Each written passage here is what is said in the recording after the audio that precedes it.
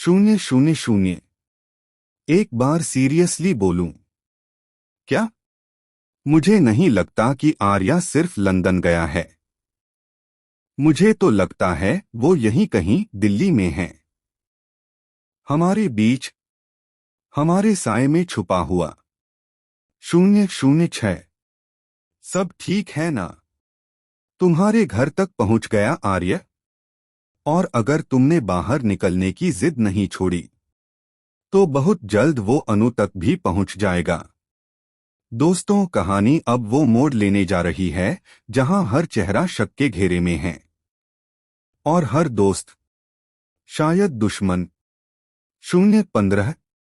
जलंधर और नील दोनों अब सिर्फ एक मिशन पर हैं, अनु को अपने जाल में फंसाना और आर्य तक पहुंचना। पर कैसे?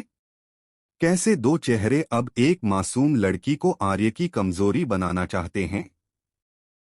चलो बताते हैं। 022।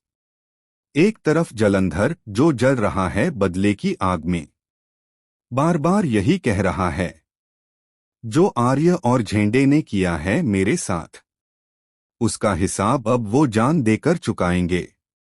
दूसरी तरफ नील जो दिखने में सीधा है पर अंदर से हर कदम सोच समझकर रख रहा है।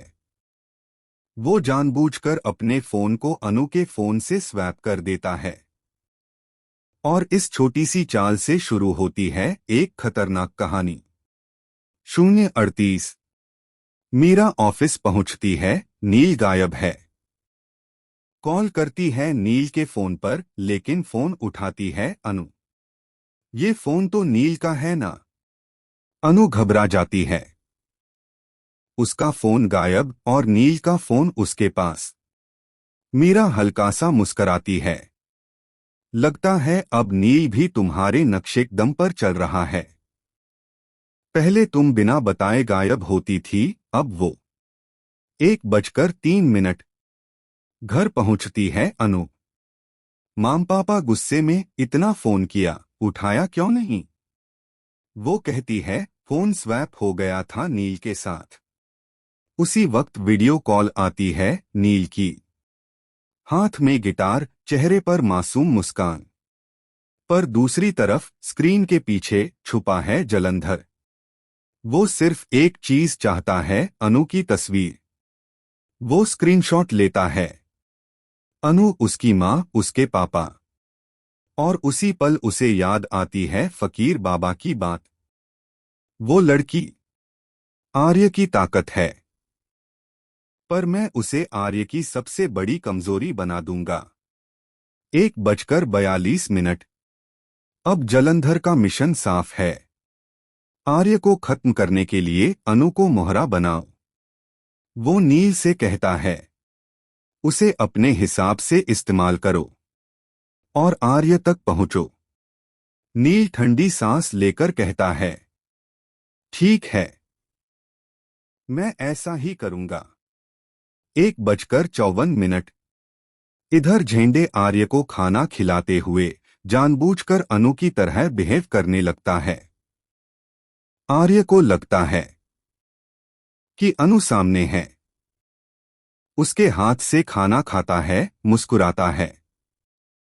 लेकिन तभी झेंडे की आंखों में कुछ अजीब झलकता है और आर्य समझ जाता है, ये अनु नहीं, झेंडे है। वो गुस्से में झेंडे की उंगली काट लेता है, धोखे का जवाब धोखे से। 2:15। आर्य फोन मांगता है, लेकिन झेंडे इनकार करता है। आर्य की बेचैनी बढ़ती जा रही है। वो जानता है कि बाहर कुछ बड़ा होने वाला है। उधर जलंधर बोलता है, आज नहीं तो कल, कल नहीं तो परसों आर्य जरूर अनु से कांटेक्ट करेगा। नील जवाब देता है, मैंने कई बार कॉल की, कनेक्ट ही नहीं हुआ। जलंधर की आंखों में आग। मतलब वो अब अपने अतीत से सीख चुका है, लेकिन अब देर हो चुकी है। 2:44। दूसरी तरफ एक नया मोड़। प्रेस वाला आता है कपड़े देने, हाथ में फोन। आर्य चिल्लाता है, यहाँ फोन रखना मना है।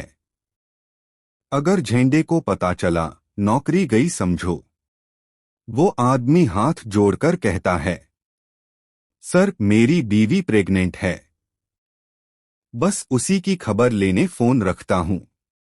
आर्य कुछ पल के लिए पिघल जाता है, लेकिन नहीं जानता यही फोन अब उसका भाग्य बदलने वाला है। 3:08।